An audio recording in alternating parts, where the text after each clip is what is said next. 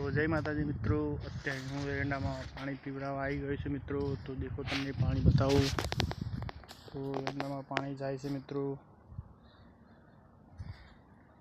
તો એરંડા ખાસા મોટા થઈ ગયા છે મિત્રો। એરંડામાં ત્રીજી વખત આવી ગયો છું મિત્રો।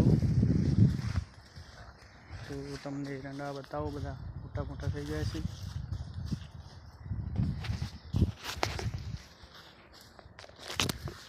तो एरंडा तो माराथी पण मोटा थई गया छे मित्रों। तो तड़को तो पड़े छे, तो खावानुं बाकी छे मित्रों, रातुं नथी। तो मारी वाइफ खावा जाय छे अने हूँ त्यारे पाणी वाळुं छुं मित्रों। तो आ पाणी जाय छे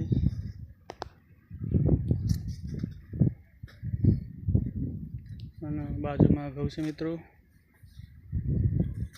एंडा मोटा थी जाए છે मित्रों।